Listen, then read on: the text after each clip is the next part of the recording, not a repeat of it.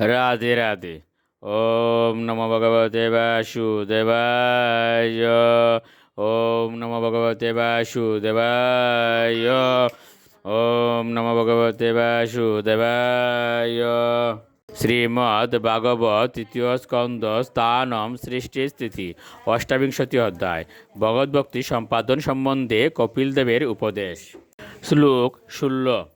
কাঞ্চী গুণ উল্লসৎ শ্রুণীম হৃদয় অম্বুজ বিষ্টরম দর্শনীয়তমম শান্তম মনোনয়ন বর্ধনম। অনুবাদ: তার কুটির দেশে কাঞ্চির ধাম। তিনি তার ভক্তের হৃদয় কমলে দণ্ডায়মান। তার মতো সুন্দর দর্শনীয় বস্তু আর কিছু নেই, এবং তার প্রশান্ত বিগ্রহ তার ভক্ত দর্শকের মন ও নয়নের আনন্দ বর্ধন করে। শ্লোক 17। অপিচ্চ দর্শনম সৎসর্বলোক নমস্কৃতম সন্তম বয়সী কৈশোরে ভৃতানুগ্রহ কাতরম। অনুবাদ: ভগবান অত্যন্ত সুন্দর দর্শন এবং তিনি সর্বলোকের আরাধ্য। তিনি নিত্য নবকিশোর এবং সর্বদাই তার ভক্তদের প্রতি কৃপা বিতরণে উৎসুক। শ্লোক 18। কীর্তন্য তীর্থ যশসম পুণ্য শ্লোক যশস্করম দেয়ে দেবম সমগ্রাঙ্গম ইয়াবন্ন চবতে মনঃ। অনুবাদ: ভগবানের মহিমা সর্বদাই কীর্তন করা যোগ্য, কারণ তার মহিমা তার ভক্তদের মহিমা বর্ধন করে। তাই ভগবান এবং তার ভক্তের ধ্যান করা উচিত।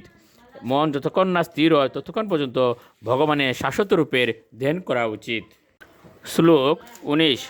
স্থিতম ব্রজন্তম আসীনম শয়ানম বা গুহাশয়ম প্রেক্ষণীয়ে ইতম দেয়েত শুদ্ধ ভাবেনচেতসা।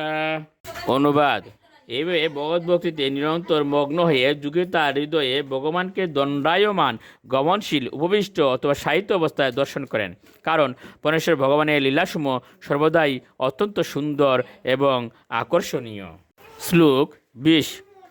তস্মিন লব্ধ পদম চিত্তম সর্বাবয়ব সংস্থিতম বিলক্ষৈকত্র সংযুঞ্জাদঙ্গে ভগবত মুনিঃ। অনুবাদ: তার মনকে ভগবানের শাশ্বত রূপে নিবদ্ধ করে যোগী ভগবানের পূর্ণ অবয়বের সম্মুখ দর্শন না করে একটি অঙ্গে মনকে স্থির করবেন। রাধে রাধে।